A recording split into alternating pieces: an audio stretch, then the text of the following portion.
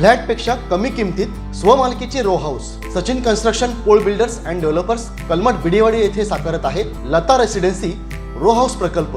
Kankavli police station पासून अवघ्या हाकेच्या अंतरावर 3 BHK 2 मास्टर बेड सह 1100 स्क्वेअर फूट RCC बांधकाम, जागवार concealed plumbing fitting, modular kitchen, सागवान फ्रेम दरवाजा, स्वतंत्र असेसमेंट, सेपरेट वॉटर मोटर, 60% काम पूर्ण, मोजकेच रो हाऊस शिल्लक। साईट पत्ता मनोरमा पार्क बिडेवाडी कलमठ।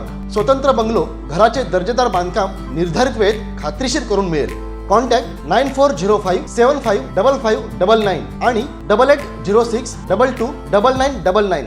आपण बघतोय की कणकवली ग्रामपंचायत निवडणुकीच्या दुसऱ्या फेरीची मतमोजणी जी आहे ती सुरू झालेली आहे आणि विजयी उमेदवार एक एक बाहेर पडत आहेत। प्रभाग क्रमांक 6 मध्ये बघितलं आपण तर अपेक्षेनुसार इथं बघितलं आपण तर सुमेधा अंधारे विजयी आहेत।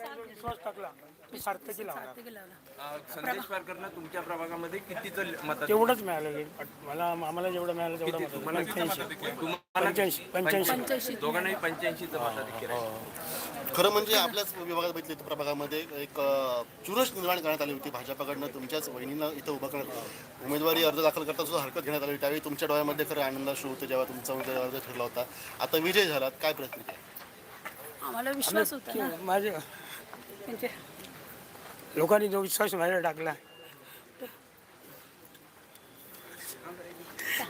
सांगू शकत नाही। आम्ही प्रभाग क्रमांक 6 ला आम्ही प्रामाणिक काम केलेलं आहे आणि मी आणि यांचे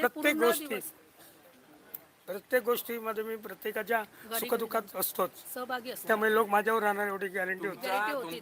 बघितलं आपण तर प्रसाद अंधारे म्हणतायत की लोकांनी मी केलेल्या कामाची पोचपावती जी आहे ती दिलेली आहे। त्यांच्या डोळ्यामध्ये विजयानंतर जे आहे ते आनंदाश्रू आहेत, कारण 6 नंबर वॉर्डमध्ये विजय मिळवण्यासाठी भाजपाने जंगजिंग पछाडलं होतं। अगदी उमेदवारी अर्ज दाखल करण्यापासून प्रसाद अंधारे आणि उमेदवार असलेल्या त्यांच्या पत्नी सुमेधा अंधारे यांना हैराण करून सोडलेलं होतं। त्यांच्या उमेदवाराला हरकती घेण्यात आलेल्या होत्या आणि आपण पाहिलं तर वार्ड नंबर 8 मध्ये जो आहे तो एक शहर विकास आघाडीला इथं विजयी उमेदवार झालेले आहेत लोकेश कांबळे। लोकेशजी, काय सांगाल, काय प्रतिक्रिया तुमची?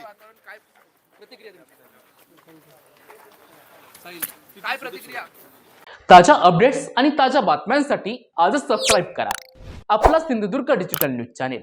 लाईक करा, शेअर करा, कमेंट करा आणि महत्त्वाचं म्हणजे बेल आयकॉनला क्लिक करायला विसरू नका।